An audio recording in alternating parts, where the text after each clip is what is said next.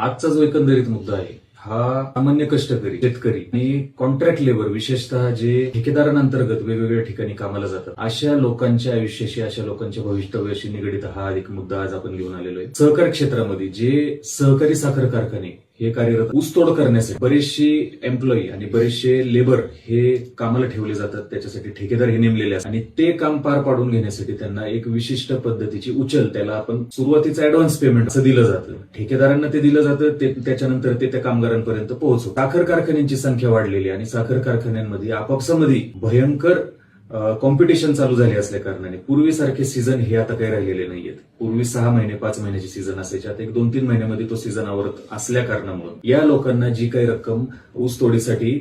उचल तत्वावरती, उधार तत्वावरती किंवा ऍडव्हान्स पेमेंट तत्वावर जी दिली जाते त्याच्यामध्ये या लोकांकडनं काम करून घेतल्यानंतर कधी कधी ह्या पैशाची परतफेड म्हणजे जी रक्कम त्यांना दिलेली असते त्या रकमेचं पूर्ण काम यांच्याकडनं घेणं शक्य होत नाही। त्यावेळेस जो कोणता तो संबंधित ठेकेदार असतो त्या ठेकेदाराकडनं ती रक्कम वसूल करण्याऐवजी ह्या गोरगरीब कष्टकरी तोडीवाले जे सगळी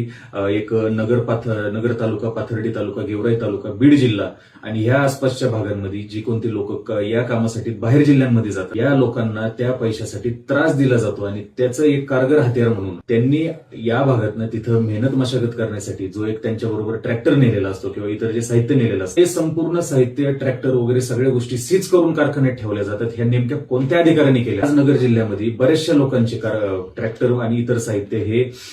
सांगली जिल्हा, सातारा जिल्हा इथल्या साखर कारखान्यांच्या गोडाऊनला लावून टाकलेले आहेत। मग यामध्ये जर तुम्ही काम हे आउटसोर्स केलेलं आहे, आउटसोर्स केलेल्या कामामध्ये मध्यस्थी हा ठेकेदार असतो, प्रिन्सिपल एम्प्लॉयर हे कारखाना असतो, त्यांची जी थकबाकी ती वसूल करण्याचा कोणताही नैतिक अधिकार कारखान्याला डायरेक्ट कामगारांकडून नाही। त्यांची जी काही थकबाकी आहे त्याची वसुली त्यांनी त्या ठेकेदाराकडनं करायची। ठेकेदार तरी कुठं का त्या कामगारांना पूर्ण पेमेंट देतो? 100 रुपयापैकी फक्त 30 रुपये देऊन पूर्ण 100 रुपयाची जबाबदारी जर गोरगरीब शेतकऱ्यांवरती आणि ज्यांच्या कष्टावरती हा कारखाना चालतोय त्यांच्यावर जर अन्यायकारक पद्धतीने केली जात असेल तर डेमोक्रेटिक पार्टी ऑफ इंडियाचे नगरचे जिल्हाध्यक्ष